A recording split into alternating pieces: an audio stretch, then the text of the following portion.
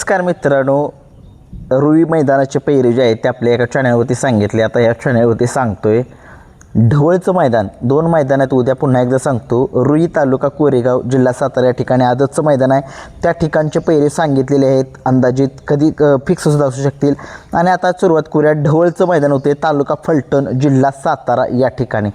या मैदानात बघूया आपण कसे कोणकोणते पैरे जे आहेत ते बघूया. चला, उद्या 1 नंबरचा पायरा कोण असेल? उद्या 1 नंबरचा पायरा जो आहे तो ढवळकरांचा बादल आणि त्याच्यासोबत आपल्याला पळताना दिसेल सांगवीकरांचा चिक्या. आता हीच जोडी का पळू शकते? आत्ता मैदान झालं होतं 10-15 दिवसापूर्वी, 10 दिवसापूर्वी ढवळच्याच मैदानाच्या फाटीवरती मैदान झालेलं आहे. आणि ह्याच जोडीनं त्या ठिकाणी 1 नंबर जो आहे तो पटकावलेला होता. अशी ढवळकरांचा बादल आणि सांगवीकरांचा चिक्या ही जोडी आपल्याला पळताना दिसू शकेल. आणि खूप चांगली जोडी आहे.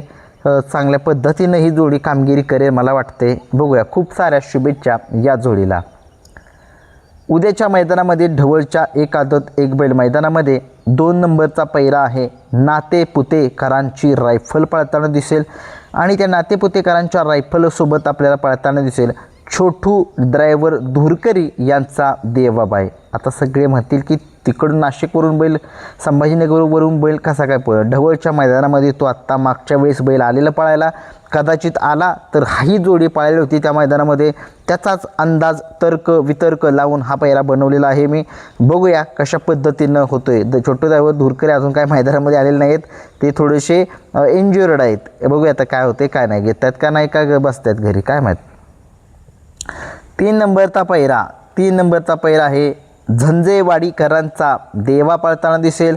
आणि त्या देवासोबत आपल्याला दिसेल पुसेगावकरांचा सम्राट. ही जोडी आपल्याला पळताना दिसेल. आणि सगळ्या महाराष्ट्राला माहीत आहे पुसेगावमध्ये असे अनेक नंदी आहेत जे कायम प्रत्येक मैदानामध्ये फायनलमध्ये आपल्याला दिसतात. आणि दिसतात म्हणजे दिसतातच. आणि बघूया हा झंजेवाडीकरांचा देवा कुठला आहे नक्की. ही जोडी आता सगळे म्हणतील की हा पैरा तू कसं बनवला, किंवा आदतचे ढवळच्या मैदानाचे पैरे तू कसे बनवले. फलटण तालुक्यामध्ये जेवढी मैदानं झाली तेवढ्या मैदानामध्ये हे जी नंदी आहेत ते फायनलला राहिलेले आहेत. आणि त्याचाच एक अंदाज तर्क वितर्क लावून मला असं वाटतं की ही जोडी त्या ठिकाणी पळू शकतायत. काय होतं आहे, मोठे पैरे कुणीही सांगतं, अगदी गोरगरिबाचे पैरे कोण सांगत नाहीत. मी त्यापैकी व्हिडिओमध्ये सांगितलेलं आहे, या व्हिडिओमध्ये सुद्धा सांगतो आहे. आता इथून पुढे गोरगरिबाची बैलंसुद्धा आपण त्यांचीसुद्धा नावे घेणार.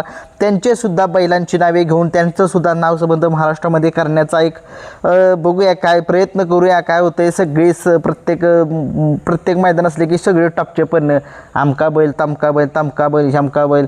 त्याच्यामुळे काय होतं आहे तुम्हाला कळलं का, ती लोकांना ऐकून तेच झाले. अगदी गोरगरिबाचा बैल असतो, मस्त तो बकासूर फॅन असतो, बक्स तो मथुर फॅन असतो.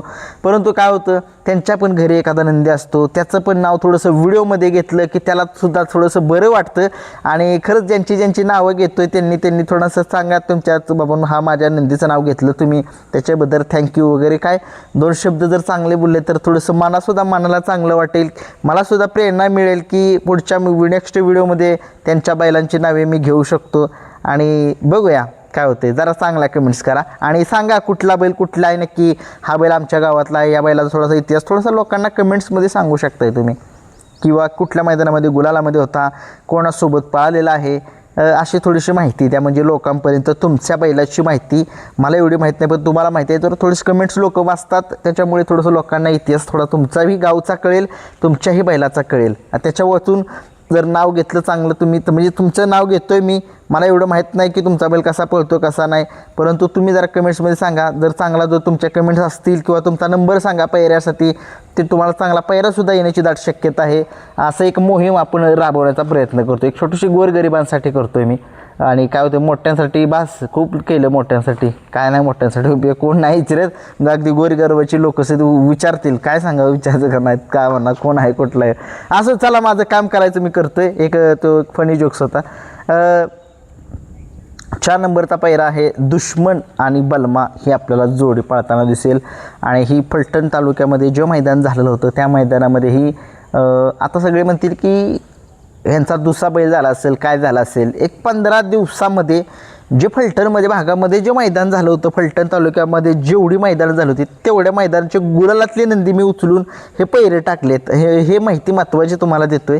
काय होतं, काही लोकांचा अंदाज जो आहे तो फेल जातो, कधी कधी माझा सुद्धा जातो, परंतु मला असं वाटते ही बैल पाळण्याची दाट शक्यता आहेत. काय वाटते काय नाही बघूया. शेवटी मैदानं प्रत्येक दिवशी एक दोन मैदानं होत आहेत, त्याच्यामुळे काही सांगू शकत नाही. बैल कधीही पळू शकतात, उद्या बी पळू शकतात, परवा दिवशी पळू शकतात, अगदी काय सांगू शकत नाही.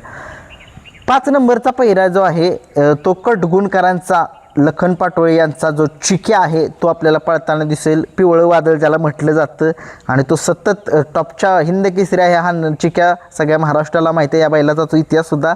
आणि जे पुशेगावचं मैदान झालं होतं त्या मैदानामध्ये तो फायनल 2 वेळा राहिलेला आहे, म्हणजे फायनलला 2 वेळा राहिले हिंद केसरी बैल आहे चिक्या. लखन पाटोळे यांचा कटगुणकरांचा पिवळं वादळ चिक्या, आणि हा चिक्या आपल्याला महिब्यासोबत पाळताना दिसेल. ही जोडी आत्ता मागच्या वेळेस पाळली होती आणि ही ज्या जोडीने तृतीय क्रमांक जो आहे तो पटकावला होता ढवळच्या मैदानामध्ये. खूप साऱ्या शुभेच्छा या गाडीला. उद्या ढवळच्या मैदानामध्ये 7 नंबरचा जो पैरा आहे तो आदत किंग माऊली हा नंदी आपल्याला पळताना दिसू शकेल. रण मशीन ज्याला म्हटलं जातं, त्या बाळ्या रण मशीन बाळ्या असं नाव आहे त्या नंदीचं. बघूया काय होतंय काय नाही, हा पैरा होतोय का नाही, कुठलाही वेळा सांगा जरा कमेंट्स बॉक्समध्ये. 8 नंबरचा पैरा आहे ढवळ यांच्याच गावचा आहे तो बैल पिस्टन नावाचा. हा पिस्टन आपल्याला ढवळकरांचा डंगरेवाडीकरांचा जो सर्जा आहे त्या बैलासोबत आपल्याला पळताना दिसू शकेल. ही डंगरेवाडी कुठे आहे नक्की जवळ आसपास सांगा. त्या बैलाचा थोडासा इतिहाससुद्धा जरा कमेंट्समध्ये सांगा. धन्यवाद.